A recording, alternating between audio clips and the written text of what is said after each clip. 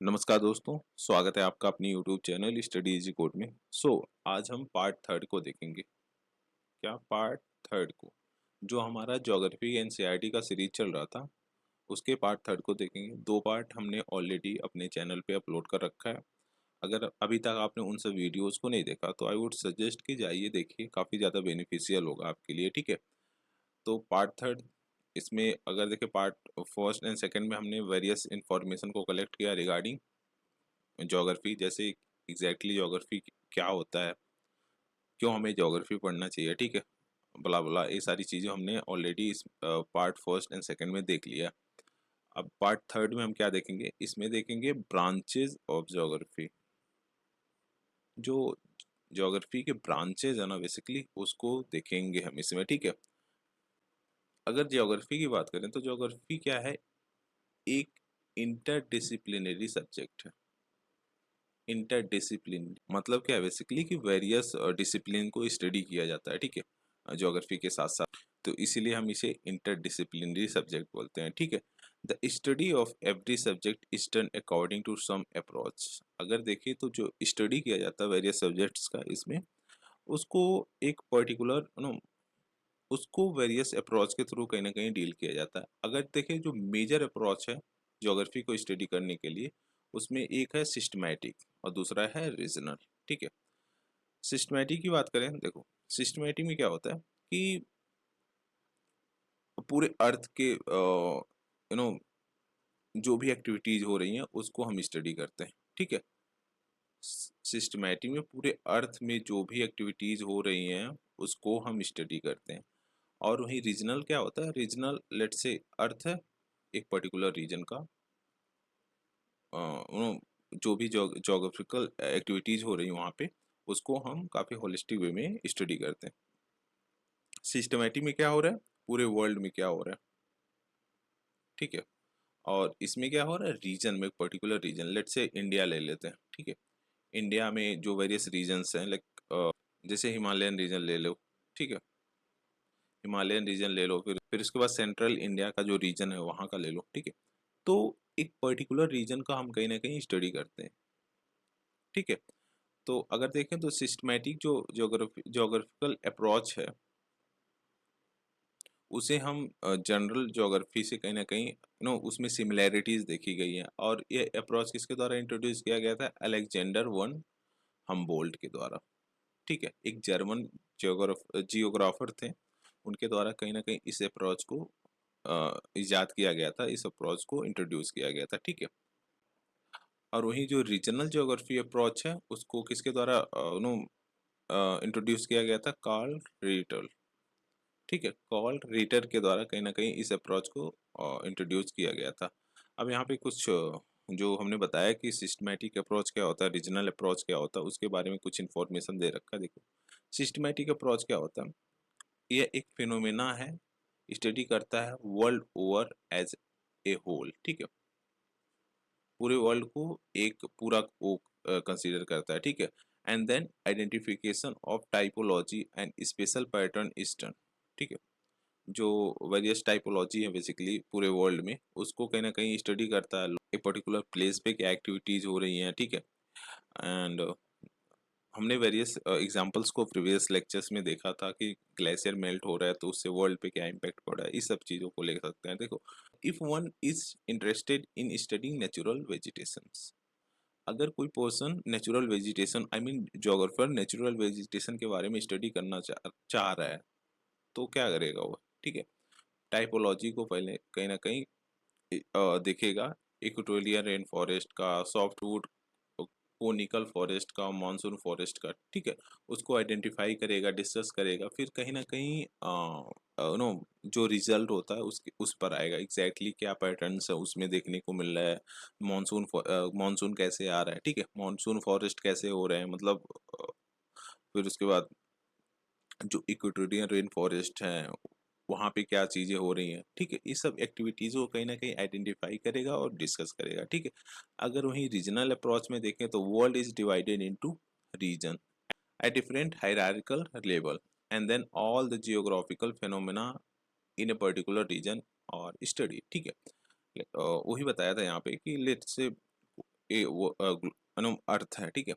यहाँ पे particular reason को ये चूज करेगा, उसमें जो भी जियोग्राफिकल फिनोमेना हो रहे हैं, कोई भी अर्थक्वेक हो रहा है, क्लाउड बर्स्ट हो रहा है, एवरीथिंग उसको कहीं ना कहीं ज्योग्राफी नो जो जियोग्राफर के द्वारा स्टडी किया जाएगा। यह रीजनल अप्रोच में आता है, ठीक है। सिस्टमैटिक अप्रोच में हमने क्या देखा, पूरे वर्ल्ड को एज ए होल कंसीडर किया जाता है, उसमें जो भी एक्टिविटीज हो रही हैं उसको हम स्टडी करते हैं, जबकि रीजनल अप्रोच में एक पर्टिकुलर रीजन को हम कहीं ना कहीं देखते हैं, ठीक है।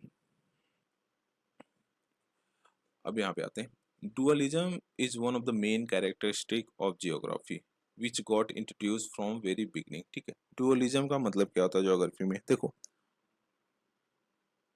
डुअलिज्म का मतलब बेसिकली ये होता है कि दो डिफरेंट वेज से कहीं ना कहीं आप जियोग्राफी को स्टडी कर रहे हो, ठीक है। ज्योग्राफी को आप टू डिफरेंट वेज से कहीं ना कहीं थिंक कर रहे हो, स्टडी कर रहे हो, उसे ही हम डुअलिज्म बोलते हैं, ठीक है। अगर देखें तो जो अर्लियर स्कॉलर्स थे उन्होंने ज़्यादा इम्फेसिस दिया था किस पे, फिजिकल ज्योग्राफी, ठीक है। जैसे माउंटेन हो गया, रिवर्स हो गया, इस सब पे कहीं ना कहीं उनका द्वारा ज़्यादा इम्फेसाइज किया गया था। But human being are an integral part of earth surface, ठीक है।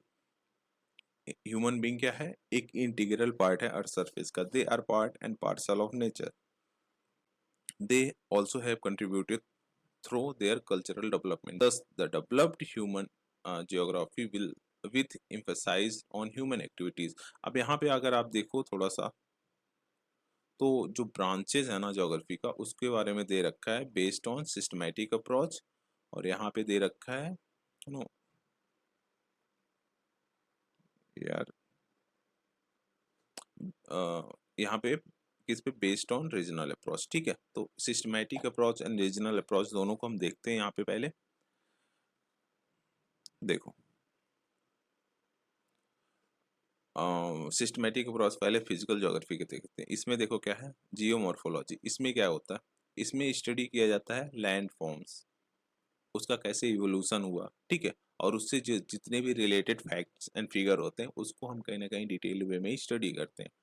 क्लाइमेटोलॉजी, क्लाइमेट के रिगार्डिंग कहीं ना कहीं इसमें स्टडी किया जाता है। encompass the study of structure of atmosphere and elements of weather and climate and climatic system and region, ठीक है। बेसिकली एटमॉस्फेयर का जो स्ट्रक्चर है उसको हम स्टडी करते हैं, ठीक है। उसमें जो नो गैसेस वगैरह हैं, जो भी एक्टिविटीज़ हो रही वहाँ पे, आई मीन एटमॉस्फेयर में, उसे हम स्टडी करते हैं। क्लाइमेट हो रहा है, क्लाइमेट चेंज कैसे हो रहा है, इसका क्या इम्पैक्ट पड़ रहा है हमारे सोसाइटी पे, हमारे कंट्री पे, हमारे मतलब अर्थ पे, ठीक है। तो उसको कहीं ना कहीं इसके द्वारा स्टडी किया जाता है। अब हाइड्रोलॉजी क्या होता है, या जितने भी वाटर बॉडीज हैं उसको कहीं ना कहीं स्टडी करता है, जैसे ओशियन हो गया, लेक्स हो गया, रिवर्स हो गया, अदर जो वाटर बॉडीज होते हैं, ठीक है। वह कैसे ह्यूमन बीइंग जो हैं उनको इम्पैक्ट कर रहा है, ठीक है। तो ये सारी चीज़ें कहीं ना कहीं इसके द्वारा देखा जाता है। अब आता है सॉइल ज्योग्राफी। इसमें क्या होता है, study the process of soil formation, ठीक है, soil type and their fertility status distribution and use, ठीक है। जो नो सॉइल का फॉर्मेशन होता है, कैसे फॉर्मेशन होता है, सॉइल का टाइप क्या है, ठीक है। अगर देखें तो फर्टिलिटी स्टेटस है उस सॉइल का, मतलब वहाँ पे प्रोडक्टिविटी कैसी होगी अगर हम कोई भी क्रॉप का इम्प्लांट करते हैं, हाँ, कोई भी क्रॉप वगैरह लगाते हैं तो वहाँ पे प्रोडक्टिविटी उसकी कैसा होगा, तो उसको कहीं ना कहीं स्टडी करता है। उसके साथ साथ लेट्स से एलुवियल सॉइल है, एलुवियल सॉइल का डिस्ट्रीब्यूशन कहाँ कहाँ हमें देखने को मिल रहा है, ये सारी चीज़ों को कहीं ना कहीं सॉइल ज्योग्राफी के द्वारा स्टडी किया जाता है, ठीक है। अब सेकंड आता है हमारा ह्यूमन ज्योग्राफी। इसमें है पहला सोशल कल्चरल ज्योग्राफी।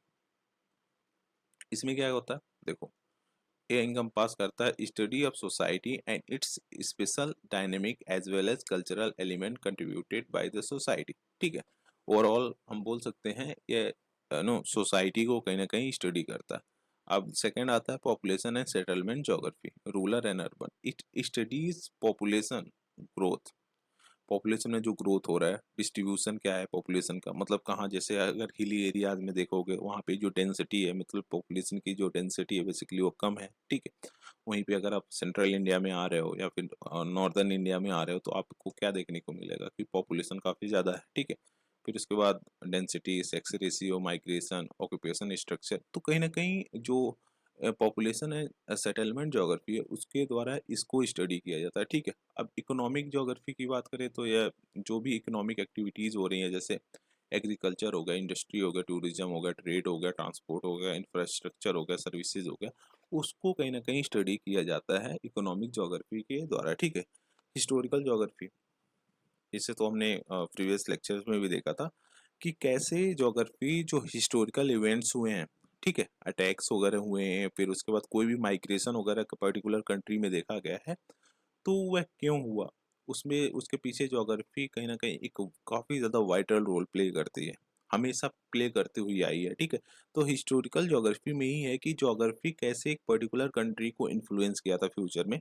ठीक है, आई मीन पास्ट में, तो उसके रिगार्डिंग कहीं ना कहीं इसके द्वारा स्टडी किया जाता है। अगर यहाँ पे ब्रांचेस देखें बेस्ड ऑन सिस्टमेटिक अप्रोच, तो फिजिकल में क्या है, जियोमॉर्फोलॉजी है, क्लाइमेटोलॉजी, हाइड्रोलॉजी है, सॉइल ज्योग्राफी है। ठीक है, principles and philosophy, human ecology, land and human interaction, कैसे ह्यूमन इंटरेक्शन वगैरह हो रहा है, फिर उसके बाद जियोग्राफिकल थॉट वगैरह इसमें आते हैं। मेथड्स एंड टेक्निक, कार्टोग्राफी मतलब मैप्स वगैरह के थ्रू, फिर उसके बाद फील्ड स्टडी होता है मेथड। ठीक है, क्वांटिटेटिव टेक्निक होता है, फिर उसके बाद जियो इन्फॉर्मेशन जैसे जीआईएस हो गया, जीपीएस हो गया, एलआईएस हो गया, इस सब के रिगार्डिंग कहीं ना कहीं उसको किया जाता है। ह्यूमन का अगर देखें तो social, culture, population, settlement, economic, historical, political, rural, urban के तरफ दोनों का देखा जाता है। एग्रीकल्चर, टूरिज्म, इंफ्रास्ट्रक्चर जो हमने देखा ना प्रीवियस उसमें, हमने इस पे ये सारी चीज़ें जो हमने देखा उसी को कहीं ना कहीं यहाँ पे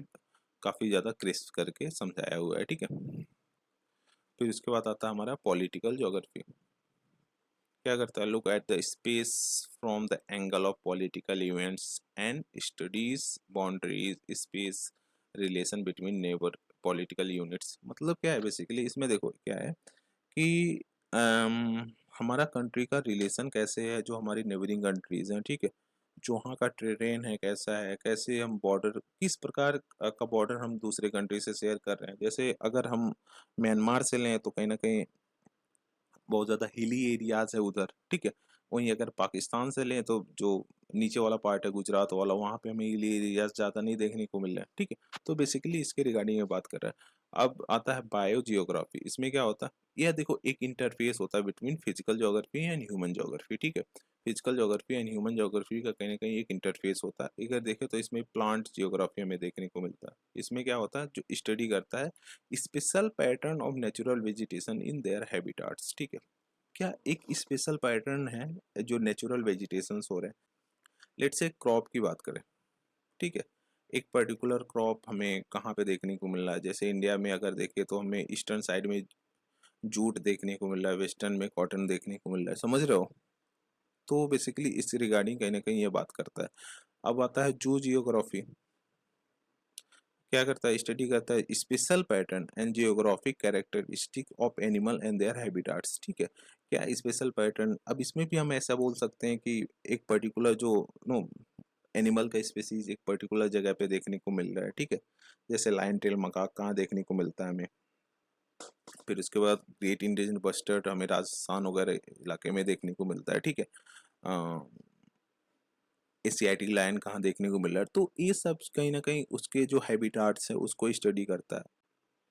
ecology and ecosystem deals with the scientific study of habitats and characteristic of species. ठीक है, जो स्पीसीज का हैबिटाट वगैरह है, कहीं ना कहीं इकोलॉजी इकोसिस्टम आप बोल सकते हो उससे डील करता है। ठीक है, इन्वायरमेंटल जियोग्राफी कंसर्न्स किससे होता है, world over, leading to realization of environmental problem such as land degradation, land की जो क्षरण हो रहा है, एक तरह से पॉल्यूशन हो रहा है, उसके साथ साथ क्लाइमेट चेंज हो रहा है, और जो वेरियस नो प्रॉब्लम्स क्रिएट हुए हैं वर्ल्ड ओवर में, आई मीन पूरे वर्ल्ड में, उसको कहीं ना कहीं इन्वायरमेंटल ज्योग्राफी के द्वारा स्टडी किया जाता है। अब यहाँ पे आता है हमारा branches of geography based on regional approach, regional studies and area studies. इसमें देखो मैक्रो, पहले आप माइक्रो लेवल पे करते हो, फिर मेसो थोड़ा सा बीच वाला रास्ता अपनाते हो, फिर माइक्रो आता है, माइक्रो काफ़ी स्मॉल लेवल पे कहीं ना कहीं रीजनल स्टडीज़ को आप करते हो। फिर उसके बाद regional planning comprising country and rural town and urban areas, regional development, regional analysis, वो इतना इम्पोर्टेंट नहीं है, बट हाँ ये सारा इम्पोर्टेंट था। एग्जैक्टली जियोग्राफी क्या होता है, इकोलॉजी इकोसिस्टम क्या होता है, ठीक है। एंड हमने देखा, क्या देखा, हिस्टोरिकल ज्योग्राफी क्या होता है, इकोनॉमिक ज्योग्राफी क्या होता है, ये सब थोड़ा सा आपको बेसिक नॉलेज होना चाहिए इसके रिगार्डिंग, ठीक है। अगर देखें, there are two aspect which are common to every discipline philosophy, जिसमें जियोग्राफिकल थॉट क्या है, फिर उसके बाद land and human interaction, human ecology क्या है बेसिकली, ठीक है, मेथड एंड टेक्निक, ये तो कहीं ना कहीं इंपॉर्टेंट रोल प्ले करते हैं। कार्टोग्राफी इंक्लूडिंग कंप्यूटर कार्टोग्राफी, मतलब मैप वगैरह कहीं ना कहीं कंप्यूटर वगैरह का यूज करके मैप वगैरह को कहीं ना कहीं तैयार करना। क्वांटिटेटिव टेक्निक, स्टैटिस्टिकल टेक्निक, फिर उसके बाद आता है फील्ड सर्वे मेथड, मतलब आप फील्ड पे विजिट कर करके कहीं ना कहीं उसको सर्वे कर रहे हो, ठीक है। फिर geo informatic comprising technique such as remote sensing, GIS, GPS, इस सब का यूज करके कहीं ना कहीं आप एक पर्टिकुलर लोकेशन का आप स्टडी कर रहे हो, ठीक है। अब इसमें कुछ एक्स्ट्रा इन्फॉर्मेशन नहीं है, ठीक है, वही जो बताया हमने वही है। अब आते हैं हमारा जो physical geography and its importance, ठीक है। फिजिकल ज्योग्राफी जो है उसको जानते हैं और इसका इम्पोर्टेंस क्या है उसको जानते हैं, ठीक है। ये इतना इम्पोर्टेंट नहीं है, आप नीचे आ जाओ।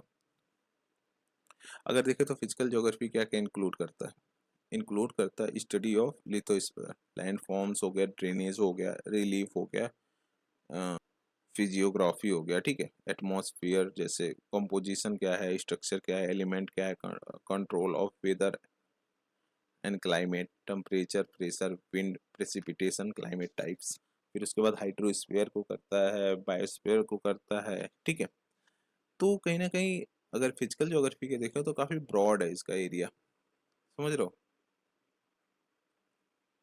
काफी ब्रॉड है। जैसे आप यहाँ पे देखें लिथोस्फीयर, एटमॉस्फेयर, फिर उसके बाद हाइड्रोस्फीयर, ठीक है, बायोस्फीयर, सबको कहीं ना कहीं काफी डिटेल वे में स्टडी करता है, ठीक है।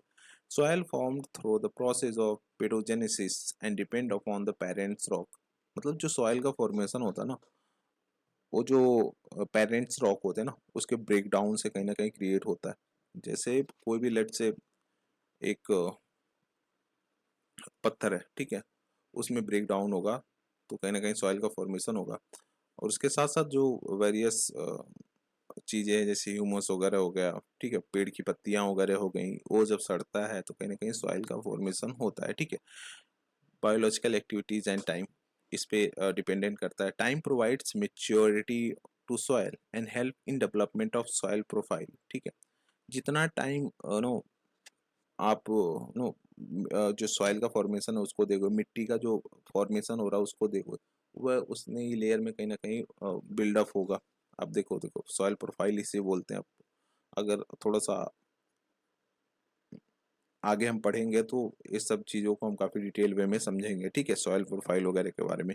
Each elements is important for human being, जितने भी एलिमेंट्स हैं सब ह्यूमन बीइंग के लिए काफ़ी ज़्यादा इम्पोर्टेंट हैं। लैंडफॉर्म्स देखें तो provide the base on which human activities are located, ठीक है। लैंडफॉर्म्स जैसे अगर प्लेन लैंडफॉर्म्स है हमें देखने को मिलेगा वहाँ पे पॉपुलेशन ज़्यादा है, और वहीं पे अगर अब जो लैंडफॉर्म थोड़ा सा उतला पुतला है, मतलब एलिवेटेड है, जॉर्ज वगैरह है, तो वहाँ पे हमें ह्यूमन एक्टिविटीज थोड़ा सा कम देखने को मिलता है। देखो यहाँ पे plains are utilize for agriculture, plateau provides forest and minerals, mountain provide fresher forest, tourist spot and source of river providing water to lowland. Climate influences our house types, clothing, and food types, food habits. ठीक है, the climate has a profound effect on vegetation, cropping pattern, livelihood, livestock farming, some industries. Human beings have developed technologies which modify climate elements in restricted space such as air conditioner and coolers. ठीक है, वही मैं बताया था previous lecture में कि कैसे हम जो क्लाइमेट है बेसिकली, जो अर्थ पर क्लाइमेट है उससे हम अपने अकॉर्डिंग मॉडिफाई कर ले रहे हैं। अभी गर्मी चल रही है, ठीक है, अभी गर्मी चल रही है, यहाँ पे इस कंडीशन में आपको क्या देखने को मिलता है कि आपको गर्मी लगनी चाहिए, ठीक है, बट आप नो एसी वगैरह लगा कर कहीं ना कहीं उसके अगेंस्ट आप एक नया नो जो क्लाइमेट है उसको मॉडिफाई कर रहे हो, ठीक है, समझ रहे हो। तो इस सारी चीजें हालांकि ऑब्वियसली ये नेगेटिव है, काफी ज्यादा प्रॉब्लम फ्यूचर में क्रिएट कर लेगी। है जो हमारा जनरेशन आने वाला है उनके लिए काफी ज्यादा प्रॉब्लम्स हो सकता है। ओजोन का डिप्लेशन हो रहा है, ठीक है, ग्लाइशियर मेल्ट हो रहे हैं, CO2 का नो क्या हो रहा है, CO2 काफी ज्यादा बढ़ रहा है, तो उससे ग्लेशियर वगैरह मेल्ट हो रहे हैं। तो ये सारी चीजें कहीं ना कहीं इसी सबसे तो लिंक्ड है यार। आप इन्वायरमेंट को मॉडिफाई कर रहे हो अपने अकॉर्डिंग, कहीं ना कहीं इन्वायरमेंट को कर रहे हो, आई मीन क्लाइमेट को कर रहे हो, तो इससे क्या होगा, इससे डायरेक्टली इनडायरेक्टली आप पे इम्पैक्ट पड़ेगा ना, समझ रहे हो। तो ये सारी चीजें हैं। Temperature and precipitation ensure the density of forest and quantity of grassland, ठीक है। जो टेम्परेचर है, अगर हाई टेम्परेचर है, ट्रॉपिकल रीजन में ले लो, high temperature obviously throughout the year रहता है, सोलर इंसोलेशन ज़्यादा होता है, सोलर इंसोलेशन ज़्यादा होगा तो इवापोरेशन ज़्यादा होगा, इवापोरेशन ज़्यादा होगा तो वाटर आई मीन रेनफॉल ज़्यादा होगा, रेनफॉल ज़्यादा होगा तो कहीं ना कहीं जो डेंसिटी है फॉरेस्ट की उससे उससे निर्धारित होगा। फिर क्वांटिटी ऑफ ग्रासलैंड, जो ग्रासलैंड की क्वांटिटी है बेसिकली वो भी कहीं ना कहीं इससे निर्धारित होगा। In India monsoonal rainfall set the agriculture rhythm in motion. Obviously यार हमारा जो नो 70 to 80% पॉपुलेशन है वो डायरेक्टली कहीं ना कहीं डिपेंडेंट है किस पे, मानसून पे। जो एग्रीकल्चर पॉपुलेशन है 70 to 80% मानसून पे डिपेंडेंट होता है इरिगेशन के लिए, ठीक है।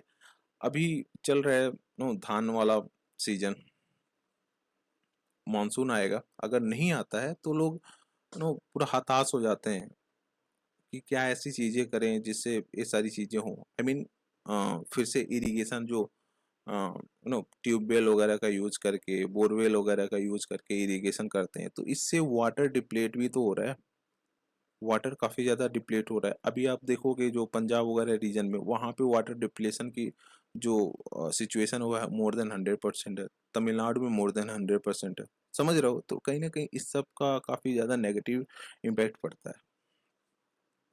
Precipitation recharge the ground water aquifer, obviously ground water को कहीं ना कहीं रिचार्ज करता है, which later provides water for agriculture and domestic use. We study ocean which are storehouse of resources. Besides fish and other seafoods, ocean are rich in mineral resources, ठीक है। Ocean को हमने देखा, वो बस फूड और अदर रिसोर्सेज प्रोवाइड नहीं करते, बल्कि बहुत सारे ऐसे मिनरल रिसोर्सेज हैं जो कि ओशियन में प्रेजेंट है, ठीक है। India has developed the technology for collecting manganese nodules, जो अर्थ सरफेस पे कहीं ना कहीं आई मीन जो ओशियन का सरफेस है वहाँ पे प्रेजेंट है, ठीक है। इसके लिए कौन सा स्कीम गवर्नमेंट ऑफ इंडिया के द्वारा लॉन्च किया गया था, हमें आप ये बताइए, ठीक है। कौन सा स्कीम गवर्नमेंट ऑफ इंडिया के द्वारा लॉन्च किया गया था ताकि जो मैग्नीज नोड्यूल्स है उसको एक्सट्रैक्ट किया जा सके ओशियन फ्लोर से, ठीक है। सॉयल और renewable resources which influence the number of economic activities such as agriculture, ठीक है। सॉइल क्या है, एक रिन्यूएबल रिसोर्सेज है जो कि वेरियस इन इकोनॉमिक एक्टिविटीज को इन्फ्लुएंस करता है, जैसे हम एग्रीकल्चर करते हैं, ठीक है। The fertility of soil is both naturally determined and culturally induced, दोनों के द्वारा कहीं ना कहीं डिटरमाइन होता है जो फर्टिलिटी है सॉइल का, ठीक है। Soil are provided the basic for biosphere accommodating plants, animals and micro organism, ठीक है। तो ये था बेसिक इंफॉर्मेशन रिगार्डिंग ज्योग्राफी। तो हमने फर्स्ट चैप्टर को कंप्लीट कर लिया है, ठीक है। जितने भी इंपॉर्टेंट इंफॉर्मेशन थे हमने काफ़ी होलिस्टिक वे में देख लिया। अगर देखें तो यूपीएससी के पॉइंट ऑफ व्यू से यह ज़्यादा इंपॉर्टेंट नहीं है। हाँ, बेसिक नॉलेज क्लाइमेटोलॉजी, ओशिनोग्राफी हो गया, जियोमॉर्फोलॉजी हो गया, अगर सडनली आ जाता है तो आपको उसका पता होना चाहिए एग्जैक्टली ये क्या है, ठीक है। जैसे क्लाइमेटोलॉजी क्लाइमेट को कहीं ना कहीं स्टडी करता, तो ये सारी चीज़ें आपको पता होना चाहिए। उसके लिए कहीं ना कहीं हमने इस चैप्टर को पढ़ाया, सिंस अभी आप बेसिक से स्टार्ट कर रहे हो, ठीक है। बेसिक से स्टार्ट कर रहे हो तो ये सारी चीज़ें आपके लिए जानना काफ़ी ज़्यादा ज़रूरी हो जाता है। अब जो हम आगे वाले आने वाले चैप्टर्स पढ़ेंगे ना, वह यूपीएससी के पॉइंट ऑफ व्यू से बहुत ज़्यादा इम्पोर्टेंट है, and we can not even ignore that thing. ठीक है,